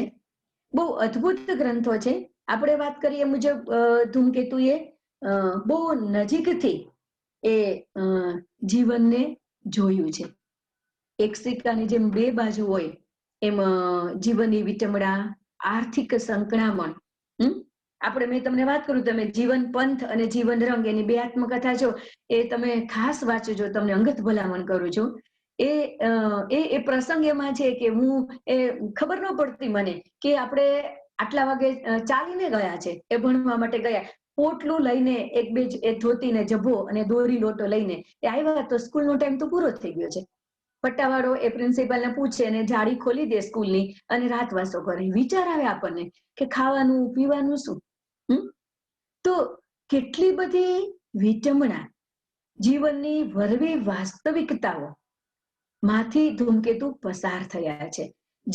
એમનો આપણે પેલી કહીએ ને કે ફિલોસોફી ઘણા બધા લખતા હોય ને ત્યારે BMW માં ફરતા હોય અને એ પાછા જીવન ચિંતનની વાતો કરતા હોય, ત્યારે આપણને વિચાર આવે કે કેવી રીતે જીવન ચિંતનની વાત કરી શકાય. એક સરસ મજાની કવિતા લખી છે કે ગરીબ માણસની સંવેદના શું છે, કે મારું પેટ પણ જો ભરેલું હોત ને તો આ ચંદ્ર છે ને એવો ને ચંદ્ર જ દેખાત, મને એ રોટલો ન દેખાત. એ એના બાળકને ભૂખ્યો પરિવાર છે અને સરસ મજાનો ચંદ્રખીલો આપણે ખુશીથી જોઈએ, કેવો સરસ ચંદ્રખીલો છે, કારણ કે આપણું પેટ ભરેલું છે એટલે સૌંદર્ય તરફ દ્રષ્ટિ જાય છે. પણ પેલો એક નાનકડો પરિવાર એક ગરીબ પરિવાર બેઠો છે, જેના બાળકની આંખમાં હવે શું ખાવાનું છે, કેવી રીતે રાત પસાર કરવાની છે, એ પ્રશ્ન ડોકાય છે. અને એના પિતાજીની આંખમાં એ મૂંઝવણ છે કે કશું જ રોજીરોટી નથી મળી, ત્યારે મારા પરિવારનું, મારા બાળકનું પેટ હું કેવી રીતે ભરીશ. અને ત્યારે એની કવિતા લખી કે મને પણ એ ચંદ્ર જ દેખાત, જો મારું પેટ ભરેલું હોત, મને એમાં રોટલો ન દેખાત. તો જ્યારે તળભૂમિનો, નક્કર વાસ્તવિકતાનો આપણને પરિચય થાય છે, પછી એ વ્યક્તિ હોય કોઈ, ચાહે તો કોઈ એક પરિસ્થિતિ હોય કે ચાહે કોઈ ઘટના હોય, જ્યાં સુધી આપણે આ પરિસ્થિતિનો, આ વ્યક્તિનો, આ ઘટનાનો સામનો નથી કરતા, ત્યાં સુધી આપણે એ ફિલોસોફી કરવી એ બહુ જ અઘરી વસ્તુ છે. તો એ ચિંતન, આ બધી પરિસ્થિતિમાંથી ધૂમકેતુ પસાર થયા હતા. અને એ મેં તમને વાત કરી જીવન પંથમાં ને જીવન રંગમાં છે કે 3 રૂપિયા કે 5 રૂપિયા તો એ હું નોકરી કરવા, વિદ્યાર્થી હતા તો બપોર પછી નોકરી કરવા જાય ત્યારે તો ભણી શકે છે, અને પછીથી એ 2-3 રૂપિયા તો ઓરડીનું ભાડું વહી જાય છે. શું ખાવાનું એ પ્રશ્ન થાય છે. એક વિદ્યાર્થી એનો પાર્ટનર બને છે, એક સરસ રમૂજી પ્રસંગ છે. એને એમ કે છે કે તું મારે ઓરડીમાં રહેવા આવ તો અડધું ભાડું તું ચૂકવી શકે તો થોડાક પૈસા બચે. અને પછી પેલો કે છે કે હું આવું ખરા, પણ મને રસોઈ બનાવતા નથી આવડતી. તો ધૂમકેતુ કે તારે કરિયાણું લઈ આવવાનું અને હું રસોઈ બનાવું. જો કેવા રસ્તા કાઢે છે કે કરિયાણું તું લઈ આવ એટલે ઈ પૈસા બચી જાય, 50% ઓરડીનું ભાડું બચી જાય અને રસોઈ ધૂમકેતુ બનાવે. અને એ ધૂમકેતુ છે ગુજરાતી સાહિત્યમાં ખરેખર એના ઉપનામ પ્રમાણે ચમકે છે અત્યારે. તો આ જે જીવનના, એ આપણે એમ કહીએ છીએ ને કે જે ઠોકર ખાય એ ઠાકર થાય, એ આખી અનુભૂતિ આપણને ધૂમકેતુ કરાવે છે. તો એમના ચિંતન ગ્રંથો અદ્ભુત છે. અને સૌથી ખૂબી ચિંતન ગ્રંથોની એ છે કે એમના ભાષાની શૈલી જુદા જ આપણને લાગે. ક્યાં પ્રતાપી વર્ણન કરે છે, મૂંઝ આવો, રજપૂતાણી, એ આપણને બધાને પેલી રજપૂતાણી વાર્તા વાંચી છે કે રજપૂતાણી તેડવા જઈને એ ધસમસવતો વડલો ને એ ઘોડા સહિત એ ગુનામાં ઝંપલાવે છે. આ બધું આપણે વર્ણન વાંચ્યું છે. તો એની ભાષા શૈલીથી આપણે પરિચિત છે. ત્યાં આપણને વિચાર આવે કે અદ્ભુત ભાષા શૈલી, જીવન ચિંતનાત્મક કંડિકાઓ આપણને એના ચિંતન ગ્રંથોમાંથી મળે છે. તો એમના ચિંતન ગ્રંથો જોઈએ બરાબર સાલવારી મુજબ તમે બરાબર યાદ રાખજો મિત્રો. રજકણ 1934માં, જલબિંદુ 1936માં, મેઘબિંદુ 1950, જીબ્રાની જીવનવાણી 1949માં, જીબ્રાનું જીવન દર્શન 1961માં, બરાબર વચ્ચે બીજી લઈ લઉં, જીબ્રાની જીવનવાણી 1949માં, ત્યારબાદ જીબ્રાનું જીવન સ્વપ્ન 1958, અને ત્યારબાદ આપણે લઈએ જીબ્રાનું જીવન દર્શન 1961, અને નેક્સ્ટ સાહિત્ય વિચારણા 1969, અને ત્યારબાદ છે જીવન વિચારણા 1970. તો બરાબર તમે યાદ રાખજો મિત્રો. તમને આપણે અગાઉ ઘણી બધી વખત વાત કરી કે આમથી આમ પૂછાય, આમથી આમ પૂછાય. ખાસ તમે 3 નામ યાદ રાખજો. ધૂમકેતુના ચિંતન ગ્રંથોમાં 3 નામ ખૂબ જ મહત્વના છે, જેનું નામ છે જીબ્રાની જીવનવાણી, જીબ્રાનું જીવન દર્શન અને જીબ્રાનું જીવન સ્વપ્ન. હવે તો તમે ઘણી જગ્યાએ તમે મેચ્યોર છો એટલે જતા આવતા હશો મિત્ર સર્કલમાં. તો અમારા સમયમાં તો એવું હતું કે અમે એમ કરતા ત્યારે કે કોઈનો બર્થડે હોય ને તો અમારા સર એમ જ કહેતા કે તમે આ જીબ્રાનના જ પુસ્તકો ધૂમકેતુના છે તમે બર્થડે ગિફ્ટમાં કરો. ત્યારે તમને સમજાય કે ત્યાં સુધી તો આપણે જીબ્રાનને અનટચ જ રાખતા હોય, પણ અદ્ભુત જીવન દર્શન, જીબ્રાન વિશેનું ચિંતન એ ધૂમકેતુએ આપ્યું છે. ખાસ પુસ્તકના નામ યાદજો: જીબ્રાની જીવનવાણી, જીબ્રાની જીવનવાણી 1949, જીબ્રાનું જીવન સ્વપ્ન 1958, અને જીબ્રાનું જીવન દર્શન 1961માં. હવે જલબિંદુનો સમય તો બહુ પહેલાનો છે. જોજો તમે 1934માં રજકણ તો બહુ સમય પહેલા, એની નવલકથા પ્રકાશિત નથી થઈ ચોલાદેવી. એ સમયે એમણે ચિંતન ગ્રંથો આપવાનું શરૂ કર્યું હતું. પહેલું પુસ્તક છે રજકણ 1934માં, અને 1936માં એમનું બીજું છે જલબિંદુ. હવે આ બે ચિંતન ગ્રંથો આવ્યા ને ત્યારે તો મિત્રો એમની ચોલાદેવી પ્રકાશિત નથી, ત્યારથી એમણે ચિંતન ગ્રંથો લખવાનું શરૂ કર્યું છે. તો આ બે પુસ્તકો એના ઘણા પ્રારંભિક તબક્કાના છે. અને ત્યારબાદ એમનું જલ મેઘબિંદુ સાહિત્ય વિચારણા 1969માં અને જીવન વિચારણા 1970માં એમના પ્રકાશિત થયેલા પુસ્તકો છે. તો આ બધા ગ્રંથોને તમે સમય આ બાજુ એમ કરીને પણ યાદ રાખી શકો છો કે એમનું ચિંતન ગ્રંથ 1934માં એ સૌથી પ્રથમ એની ચિંતનાત્મક કૃતિ કઈ પ્રકાશિત થઈ, તો પણ તમારે જવાબ લખવાનું થશે રજકણ. જીબ્રાનની જીવનવાણી ખાસ સમય તમે બરાબર મિત્રો યાદ રાખજો. આ જીબ્રાનના પુસ્તકોના ટાઇટલ બરાબર શાર્પ નજરથી જોજો અને એમની સાલવારી, કે કારણ કે જીબ્રાન આગળ આવે છે તો જીવન દર્શન, જીવન સ્વપ્ન અને જીવન વાણી આ 3 છે.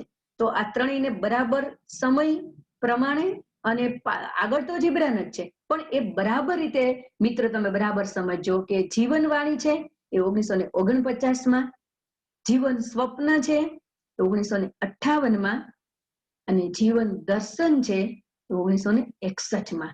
જીબ્રાનના બહુ જ મહત્વના કહી શકાય એવા 3 પુસ્તકો એ પ્રકાશિત કર્યા છે ધૂમકેતુએ.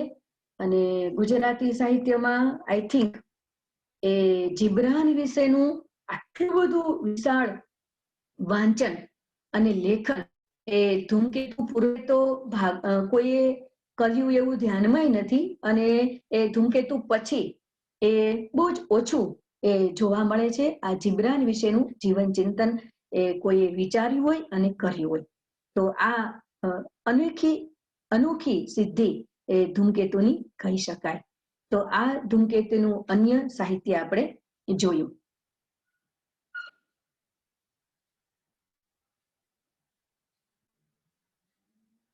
સરસ.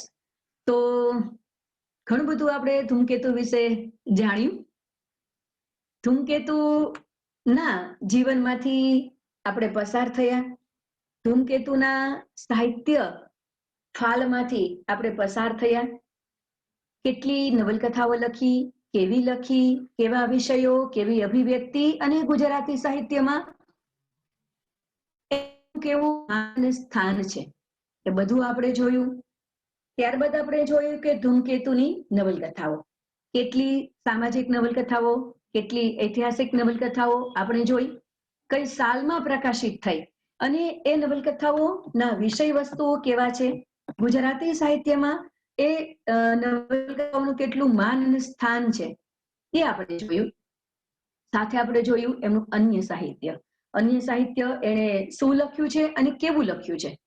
તો એ બધા જ તબક્કામાંથી આપણે પસાર થયા. અને છેલ્લે આપણે જોઈએ કે આપણે જે સમજ્યા એમાંથી અબાઉટ કેવા પ્રશ્નો આપણને પરીક્ષામાં પૂછાઈ શકે. તો સૌથી મહત્વની વસ્તુ એ પણ છે, કારણ કે આપણે આ બધું કરીએ છીએ અંત તો એના માટે જ થોડાક આમ તો મેં 35-40 જેટલા પ્રશ્નો કાઢ્યા હતા ગઈકાલે, પણ મને છે કે એટલા બધા તો હું આમાં નહીં મૂકી શકું. પણ તમે નિરાતે આ જેટલું સાહિત્ય મેં તમને આપ્યું છે, પીપીટી છે તમારી પાસે, એ લીટી સાલવારી હોય તો નવલકથા સાલવારી એવી રીતે કરી અને હવે તમે સમજી શકો છો કેવી રીતે પ્રશ્નો પૂછાઈ શકે. થોડાક આઈડિયલ પોસિબલ હતા એટલા મેં પ્રશ્નો તમને અહીંયા મૂક્યા છે. વધારે પ્રશ્નો તો અત્યારે હું આપી શકું એમ નથી, કારણ કે આટલા તો માંડ લખ્યા. પણ તમે આમાંથી તમારી જાતે સમજી અને કાઢી શકો છો. થોડાક પ્રશ્નોની વાત કરીએ આપણે તો આવા પૂછાઈ શકે. મારી સામે જે મિત્રો જોડાયા છે એ તમે ઝૂમમાં પ્રશ્નના જવાબ આપી શકો છો. તમે આપણે જે સમજીએ એમાંથી જ પ્રશ્નો પૂછ્યા છે. થોડું ચાલો આપણે આપણા સમજણને થોડીક ચકાસીએ કે આપણે જે ભણીએ એમાંથી આપણને કેટલું થોડું ઘણું યાદ છે. સારું, તો આવા પ્રશ્નો પૂછાઈ શકે. આઈ થિંક ગૌરીશંકર ગોવર્ધનરામ જોશીનું ઉપનામ શું હતું? અથવા તો એવું પૂછાઈ શકે કે ધૂમકેતુનું પૂરું નામ જણાવો. આમથી આમ તમને ટ્વિસ્ટ કરીને પૂછાઈ શકે ગૌરીશંકર ગોવર્ધનરામ જોશીનું ઉપનામ શું હતું? અને એવું પણ પૂછાઈ શકે કે ધૂમકેતુનું ઉપનામ શું હતું? સારું, તો તમે આ પ્રશ્ન વિશે વિચારજો. ચાલો નેક્સ્ટ બીજો પ્રશ્ન, ધૂમકેતુનો જન્મ ક્યાં થયો હતો? તો તમારા આ મટીરિયલમાં જ આ બધા પ્રશ્નોના જવાબો સમાઈ જાય છે, એટલે કોઈ લખવા ઈચ્છે તો જવાબ લખી શકે છે કે ધૂમકેતુનો જન્મ ક્યાં થયો હતો, કે મારે જ આપવાનો છે?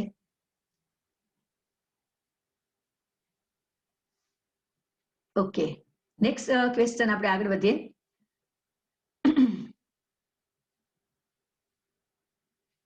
ધૂમકેતુનો જન્મ 2-3 આન્સર આવ્યા. વીરપુરમાં થયો હતો. ક્યાંના આપણે બહુ જ નજીકની એ જલારામ બાપાની જગ્યા, એટલે આપણે ક્યારેય ન ભૂલી શકાય. ધૂમકેતુનો જન્મ ક્યારે થયો હતો? આપણે ક્યારે થયો હતો? જો બે વસ્તુ કોઈ પણ સર્જકને તમે ભણો ત્યારે બે વસ્તુ છે ને, એ તો આમ તમારે રાત્રે 2 વાગે ઉઠાડે ને તો તમારે બોલી જ નાખવાની, એટલી પાકી થઈ જવી જોઈએ કે એમનો જન્મ ક્યાં થયો હતો અને ક્યારે થયો હતો, મતલબ કે સાલવારી. અને કોઈ પણ સર્જકનું મૃત્યુ એની સાલવારી ક્યારે થઈ હતી. તો આપણે અગાઉ મટીરિયલમાં આ પીપીટીમાં છે જ તમારી પાસે. તો ધૂમકેતુનો જન્મ ક્યારે થયો હતો આમાં છે જ, એટલે હું બોલું કે ન બોલું. 12 ડિસેમ્બર 1892. બરાબર. ધૂમકેતુનો જન્મ, ધૂમકેતુએ શરૂઆતમાં કયા નામથી કવિતા લખવાનો પ્રયત્ન કર્યો હતો? અગાઉ આપણે જોયું 1-2 થી લગભગ 2-4 વખત હું બોલી ગઈ, વિહારી.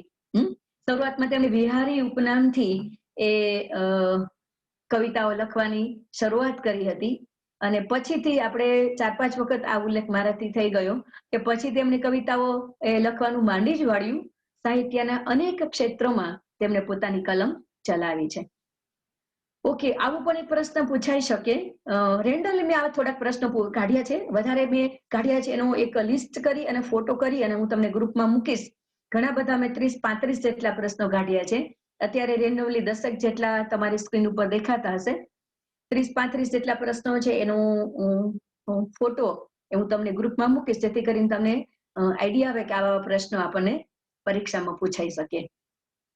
ધૂમકેતુએ 1926માં કયા નામે વાર્તા સંગ્રહ આપ્યો હતો? કયા નામે?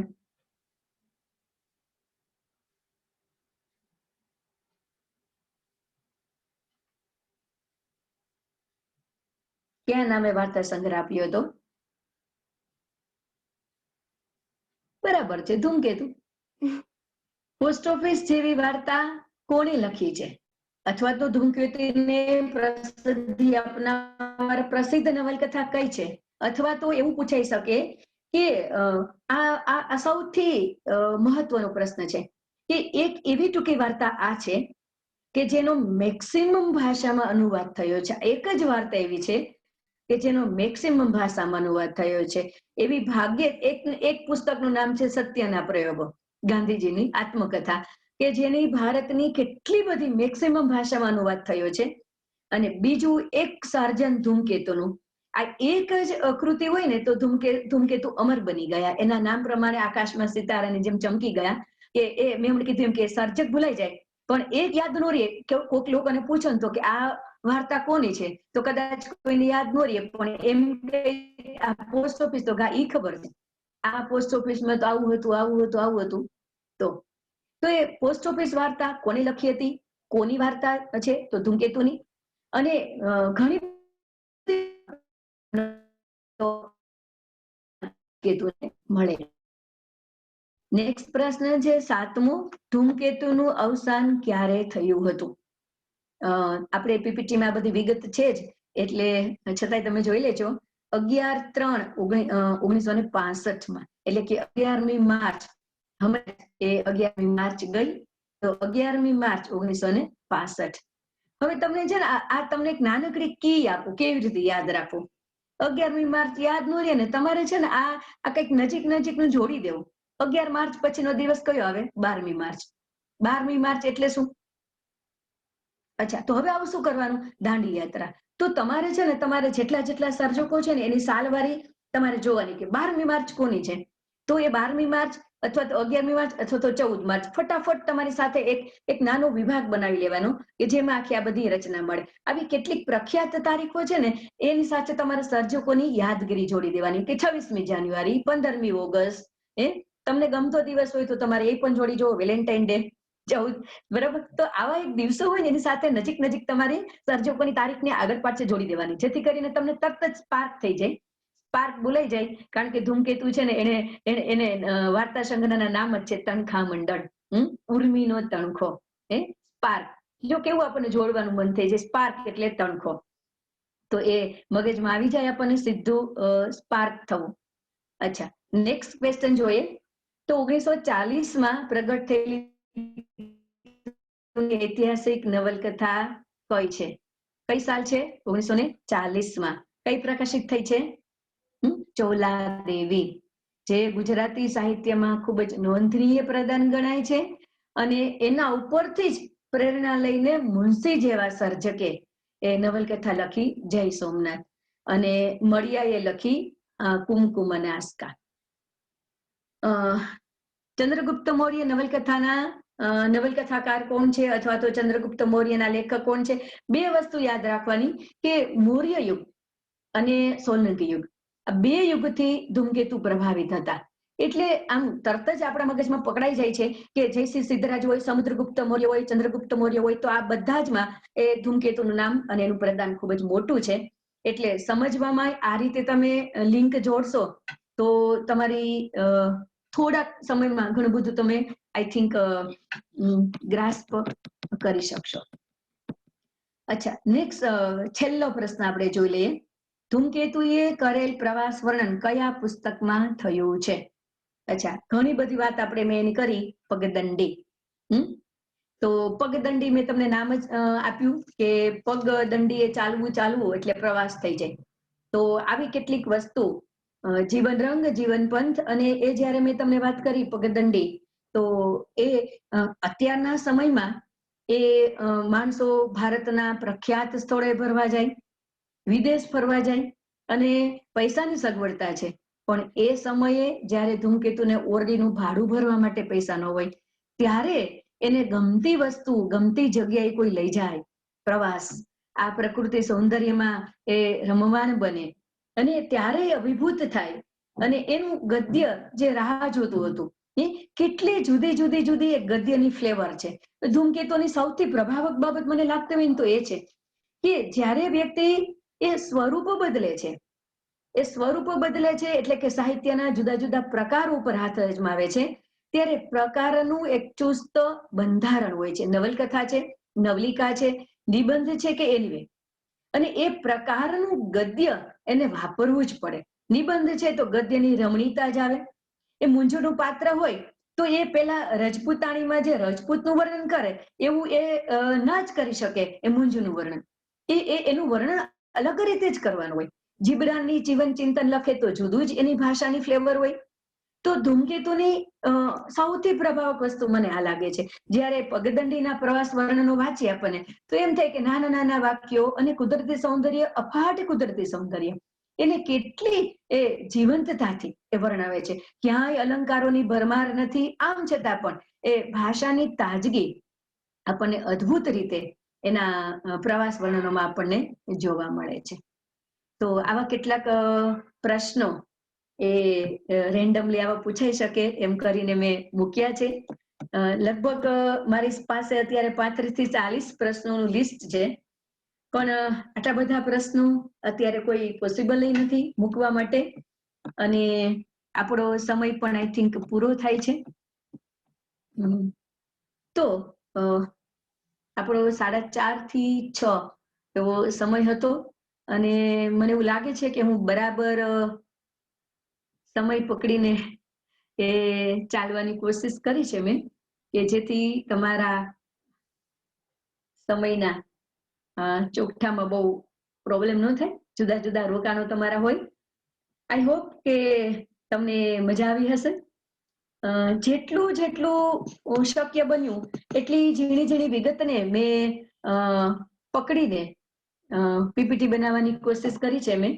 અને આ લેક્ચર્સમાં જેટલા મિત્રો જોડાયેલા છે બધા જ એને ઉપયોગી બનશે. અને એ મિત્રોનું પણ મેં ધ્યાન રાખ્યું છે કે જે આજે પરીક્ષા છે કદાચ હાજર ન હોય અને એ પરીક્ષામાંથી ફ્રી થઈને વિડીયો જોઈ શકે તો પણ ધૂમકેતુના સમગ્ર સાહિત્ય અને એની તાસીર એના સાહિત્યમાંથી એ પસાર થઈને સરસ મજાની તૈયારી કરી શકે અને એ તમારી પરીક્ષાની ખૂબ જ તૈયારી સરસ થાય, તમને ઝળહળતી સિદ્ધિ મળે એવી શુભેચ્છા સાથે આજનું આપણું લેક્ચર આપણે પૂરું કરીએ છીએ. Thank you very much.